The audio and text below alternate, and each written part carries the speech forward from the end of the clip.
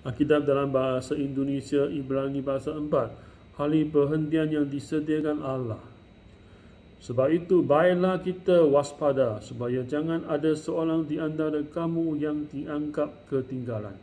Sekalipun janji akan masuk ke dalam perhentiannya masih berlaku. Kerana kepada kita diberikan juga khabar kesukaan sama seperti kepada mereka. Tetapi firman pemberitaan itu tidak berguna bagi mereka kerana tidak bertumbuh bersama-sama oleh iman dengan mereka yang mendengarnya. Sebab kita yang beriman akan masuk ke tempat perhentian seperti yang ia katakan. Sehingga aku bersumber dalam mukaku, mereka takkan masuk ke tempat perhentianku. Sekalipun pekerjaannya sudah selesai sejak dunia dijadikan. Sebab tentang hari ketujuh pernah dikatakan di dalam suatu nas, dan Allah berhenti pada hari ketujuh dari segala pekerjaannya. Dan dalam nas itu kita baca, mereka takkan masuk ke tempat perhentianku. Jadi sudah jelas bahawa ada sejumlah orang akan masuk ke tempat perhentian itu, sedangkan mereka yang kepadanya lebih dahulu diberikan khabar kesukaan itu tidak masuk kerana ketidaktaatan mereka.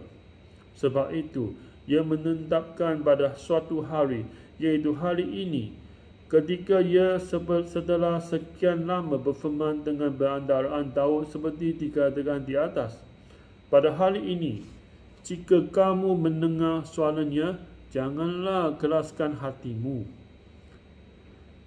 Sebab andai kata Yosua telah membawa mereka masuk ke tempat perhentian, pasti Allah tidak akan berkata-kata kemudian tentang satu hari lain.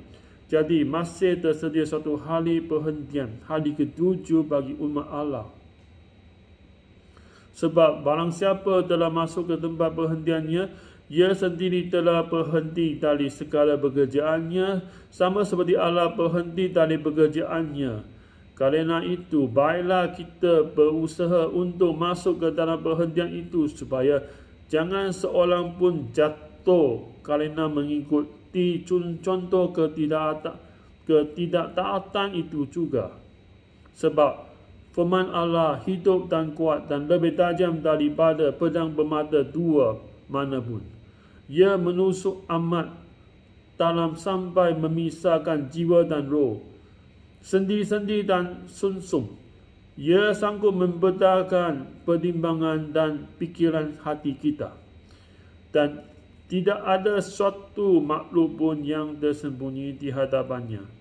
Sebab segala sesuatu telanjang dan terbuka di depan mata dia, yang kepadanya kita harus memberikan bertanggungan jawab. Kerana kita sekarang mempunyai iman besar agung yang telah melintasi semua langit, iaitu Yesus, Anak Allah. Baiklah kita teguh berpegang pada pengakuan iman kita. Sebab iman besar yang kita punya bukanlah iman besar yang tidak dapat turut merasakan kelemahan kita.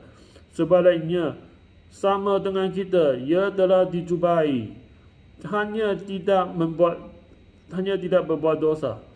Sebab itu, marilah kita dengan penuh keberanian menghampiri takhta kasih karunia, supaya kita menerima rahmat dan menemukan kasih karunia untuk mendapat pertolongan kita pada waktunya.